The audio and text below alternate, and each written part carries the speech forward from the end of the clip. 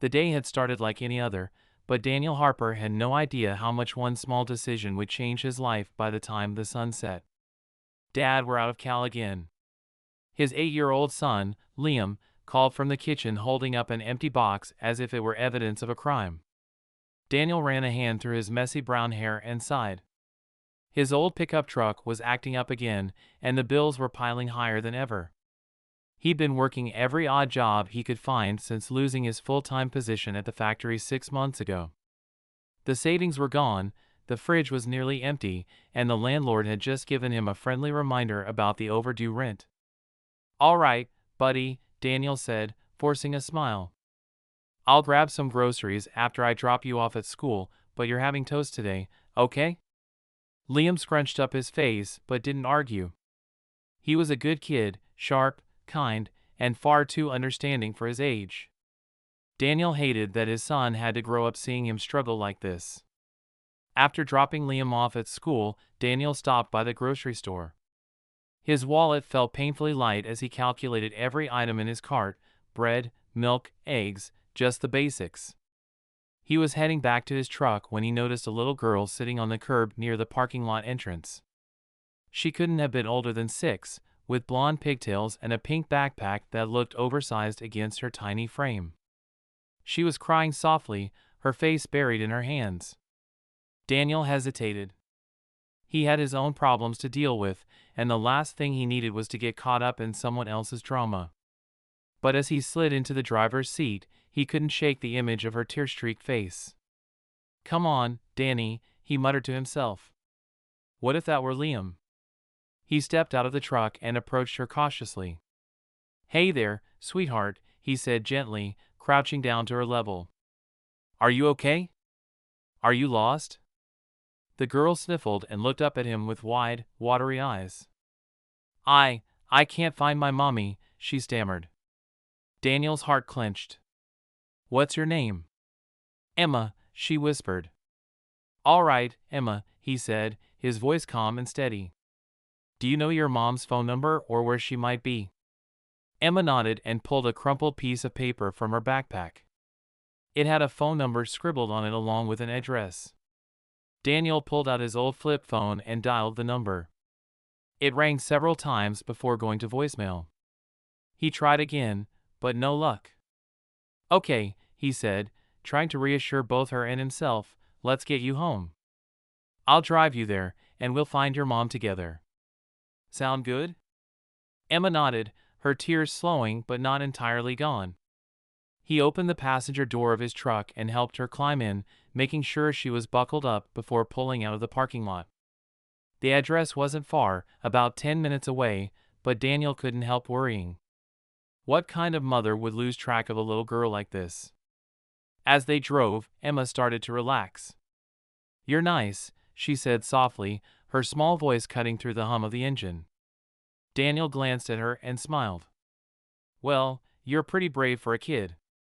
You're going to be just fine, okay?" When they arrived at the address, it was a modest but well-kept house in a quiet neighborhood. Before Daniel could even knock on the door, a woman came rushing out, her face pale and panicked. "Emma," she cried, scooping the little girl into her arms. "Mommy!" Emma sobbed, clinging to her. The woman looked up at Daniel, her eyes filled with gratitude. "Thank you so much," she said, her voice trembling. "I was frantic. I didn't even realize she wasn't with me until I got home from the store. I was about to call the police." "It's all right," Daniel said, holding up his hands. "I'm just glad she's safe." The woman introduced herself as Rachel Bennett and explained that Emma had wandered off while she was loading groceries into her car. "I don't know how I missed her," she said, tears streaming down her face. "I can't thank you enough for bringing her back." "No trouble," Daniel said, though it had been a bit of a detour in his already hectic day. Rachel insisted on giving him something as a thank you, but Daniel shook his head. "I didn't do it for a reward," he said simply. "Well, at least let me get your name," she said. "I'd like to send you a thank you card or something." "Daniel Harper," he said. Rachel smiled warmly. "Thank you, Daniel. You're a good man." As he drove away, Daniel couldn't help feeling a small sense of pride. For the first time in a while, he felt like he'd done something right. When he picked up Liam from school later that day, his son immediately noticed the change in his mood. "You look happy, Dad," Liam said, grinning. "Yeah, I guess I am," Daniel replied. "Sometimes doing the right thing just makes you feel good, you know?" Liam nodded, though he was more focused on the bag of groceries in the back seat. "Did you get cereal?" Daniel laughed. "Yes, I got cereal." It wasn't much, but for the first time in a long time, he felt like things might just be looking up. The next day started quietly enough. Daniel was up before the sun, sipping a cup of instant coffee while Liam slept soundly in the next room. He was already thinking about how to stretch the last bit of cash in his wallet until his next odd job came through. Maybe he'd take on another yard cleanup or patch a neighbor's fence. By the time Liam was awake and dressed, Daniel had already packed his lunch, a peanut butter sandwich and an apple. It wasn't much, but Liam didn't complain. "Ready to go, champ?" Daniel asked, tousling his son's hair. "Yeah," Liam said with a grin, grabbing his backpack. The two of them piled into the old pickup truck, its engine coughing stubbornly before finally roaring to life. Daniel dropped Liam off at school, giving him an encouraging thumbs up as he ran toward the building. "Have a good day, bud," he called. Liam turned and waved before disappearing inside. Daniel had just started to head back home when he noticed a sleek black luxury car pulling into his driveway. It was the kind of car he'd only ever seen in magazines, shiny, polished, and completely out of place in their modest neighborhood. He frowned, gripping the steering wheel a little tighter. What in the world? Pulling up to his house, Daniel parked on the street and stepped out of the truck cautiously. The car's driver's side door opened, and a well-dressed man in his late 40s stepped out. He wore a tailored suit and had the kind of confident air that only came with money and success. "Mr. Harper?" the man asked, his tone polite but firm. Daniel blinked. Yeah. That's me. Can I help you?" The man smiled and extended a hand. "I'm James Bennett. My wife Rachel told me what you did for our daughter Emma yesterday. I wanted to stop by and thank you personally." Daniel shook his hand, still trying to process what was happening. "Oh, it's nice to meet you, Mr. Bennett. Really, it was no big deal. I just wanted to make sure she got home safe." James chuckled lightly. "No big deal? You went out of your way to help a scared little girl, a complete stranger. That's more than most people would do these days." Daniel shifted uncomfortably, scratching the back of his neck. "Well, I just did what I'd hoped someone would do for my son if he were in the same situation." James nodded, his expression softening. "That says a lot about your character, Mr. Harper." At that moment, the passenger door of the car opened, and Rachel stepped out holding a small bouquet of flowers. Emma was with her mother, clutching her hand and smiling shyly. "Hi, Mr. Harper," Emma called out, waving enthusiastically. "Hey, Emma," Daniel said, smiling. Rachel walked over, flowers in hand. "Daniel, I know you said you didn't want a reward yesterday, but we couldn't let your kindness go unacknowledged. These are for you." She handed him the bouquet, and Daniel took it, feeling a little embarrassed but grateful. "Thank you, that's really kind of you." "There's more," James added. "If you have a moment, I'd like to talk to you about something." Daniel hesitated, unsure where this was going, but nodded. "Sure, come on inside." The Bennetts followed him into the small, tidy house. It wasn't much, but Daniel tried to keep it clean and welcoming for Liam's sake. Rachel and Emma sat on the couch while James stood by the kitchen counter, looking around with a thoughtful expression. "Nice place you've got here," James said. Daniel chuckled. "It's home for now." James nodded and then cleared his throat. "Daniel, Rachel mentioned that you're between jobs right now." Daniel froze. He hadn't expected that to come up, but he nodded slowly. "Yeah, times have been a little tough lately. I'm doing what I can to make ends meet." James exchanged a glance with Rachel before turning back to Daniel. I run a construction company, Bennett Developments. We're always looking for hard-working people with good values, and from what I can see, you'd be a perfect fit. Daniel's eyes widened. Are you offering me a job? I am, James confirmed. It's not charity, Daniel. You'd be earning every penny, but I recognize good people when I see them, and I'd like to give you a chance. For a moment, Daniel didn't know what to say. He felt a lump in his throat and had to swallow hard before speaking. I don't know what to say. Thank you. This means everything to me and my son. James smiled warmly. You've already said enough. Just show up on Monday morning ready to work. Rachel stood and placed a gentle hand on Daniel's arm. You deserve this, Daniel. And if there's anything else we can do to help, please don't hesitate to ask. Emma tugged on Daniel's sleeve, grinning up at him. Thank you for helping me, Mr. Harper. Daniel crouched down to her level and smiled. You're welcome, Emma. You're a special kid, and I'm glad I was there to help. The Bennetts stayed for a little while longer, chatting and getting to know Daniel better. By the time they left, Daniel felt like a weight had been lifted off his shoulders. As he watched their car drive away, he felt something he hadn't felt in a long time: hope. When Liam came home from school that afternoon, Daniel couldn't wait to tell him the news. Hey, bud, he said, ruffling Liam's hair. Guess what? I got a new job. Liam's face lit up. Really? That's awesome, Dad. Yeah, Daniel said, pulling his son into a hug. Things are going to get better, I promise. And for the first time in a long time, he believed it. Monday morning arrived with a crisp chill in the air, and Daniel woke up before his alarm. The first day at a new job always carried a mix of excitement and nerves, but for him, it was more than that. It was the possibility of a fresh start. He made a quick breakfast for Liam, packing an extra sandwich for his son's lunch, before walking him to the school bus stop. Good luck today, Dad, Liam said with a smile as the bus pulled up. Thanks, bud.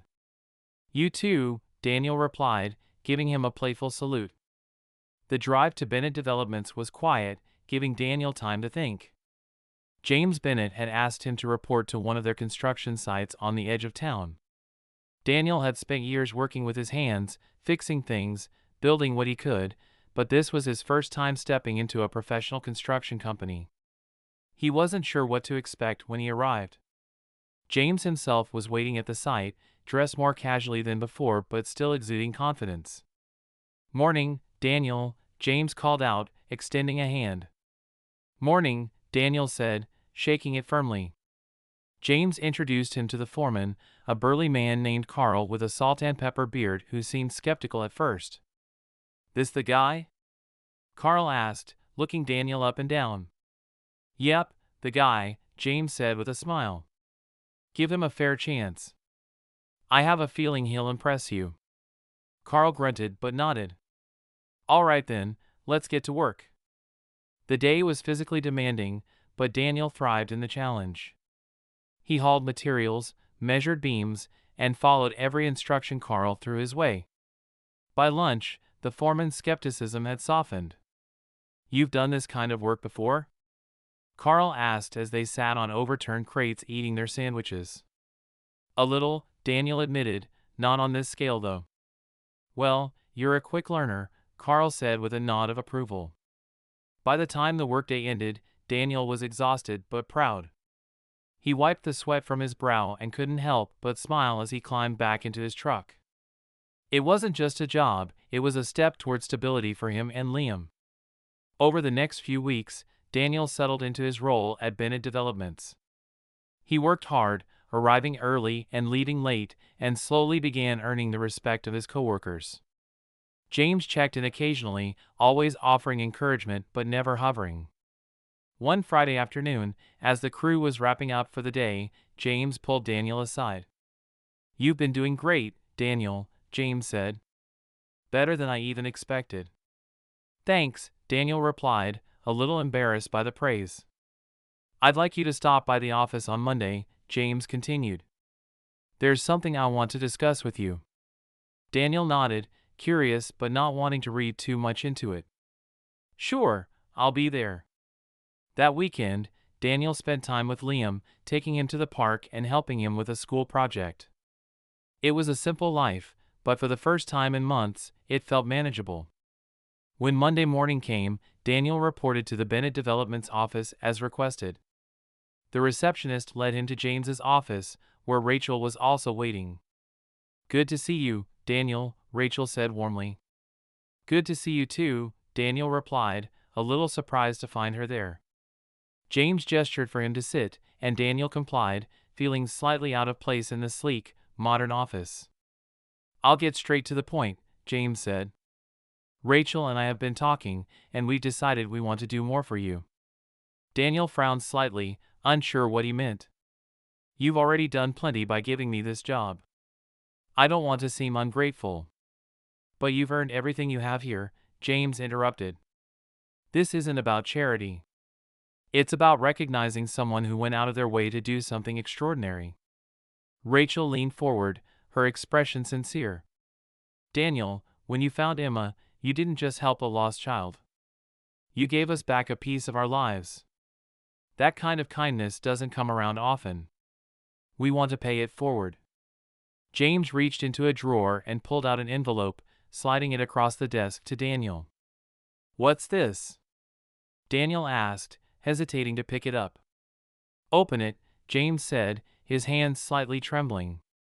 Daniel opened the envelope. Inside was a check for $10,000. His breath caught, and for a moment, he couldn't speak. This is too much, Daniel finally managed to say. It's not, Rachel said firmly. You've worked hard for us, and this is our way of saying thank you. Not just for Emma, but for being the kind of person who makes the world a better place. James smiled. Use it however you see fit, pay off some bills, get a more reliable truck, or save it for Liam's future. It's yours, no strings attached. Daniel's eyes stung as he fought back tears. I don't know how to thank you, he said quietly. You already have, James replied. As Daniel left the office that day, the envelope tucked safely in his jacket, he felt an overwhelming sense of gratitude. For the first time in a long time, the future didn't seem so uncertain. When he picked up Liam from school that afternoon, his son noticed the change in his expression. Good day at work? Liam asked, climbing into the truck. The best, Daniel said with a smile. What happened? Liam pressed. I'll tell you over dinner, Daniel replied. And as they drove home, Daniel couldn't help but feel that the best days were still ahead. Later that evening, after washing up the dinner dishes, Daniel sat at the small kitchen table. The envelope James and Rachel had given him still rested in front of him. It had been a long time since he had held anything close to $10,000, and the enormity of the gift hadn't fully sunk in yet. The check represented more than just money, it was a lifeline, an opportunity to finally get ahead instead of constantly scrambling to catch up. But with it came a sense of responsibility. He wanted to use it wisely to make the most of this unexpected blessing. Dad, can I help? Liam's voice pulled Daniel out of his thoughts. His son stood at the edge of the kitchen holding the broom he'd been using to sweep the living room. Daniel chuckled. You already helped by sweeping. That's one less thing for me to do. Liam grinned as he leaned the broom against the wall. Are we going to get pizza this weekend? You said maybe. Daniel smiled, ruffling Liam's hair. Yeah, I think we can swing that. You've been doing great in school. You deserve a treat. Liam's face lit up, and he gave his dad a quick hug before running off to his room.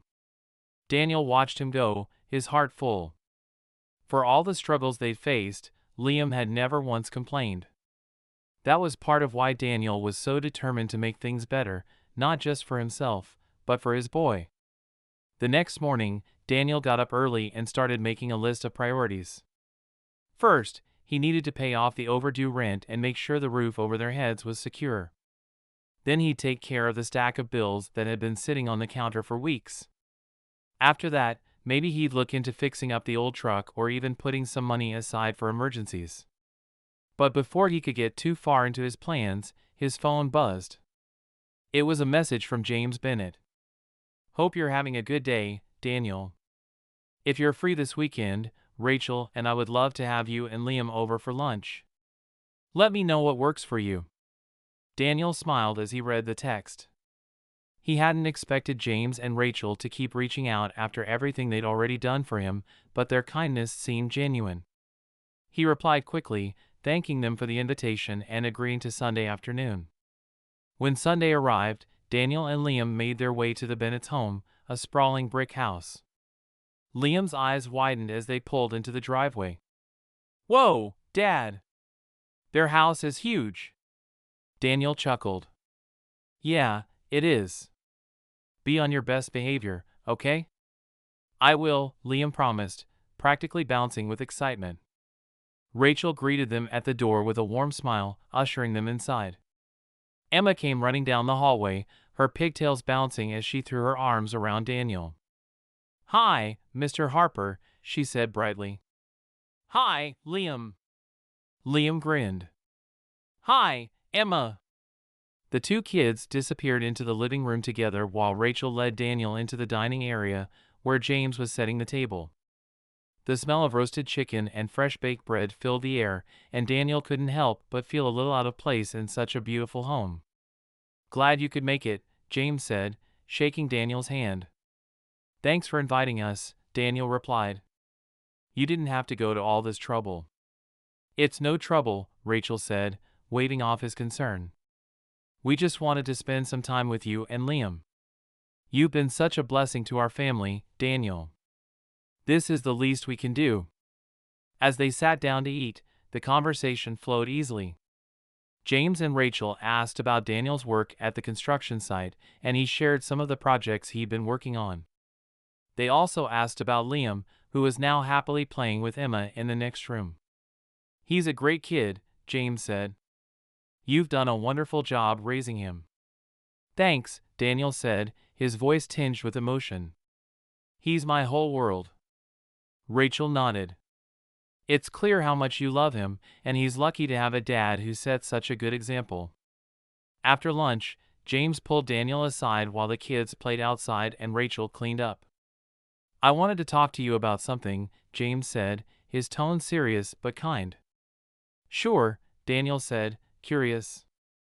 "I've been thinking a lot about the kind of person you are, hardworking, kind, selfless. People like you are rare, Daniel, and I think you have a lot of potential." Daniel looked at him, unsure where this was going. "I want to offer you something more than just a job," James continued. "There's a management training program at Bennett Developments for employees who show leadership qualities.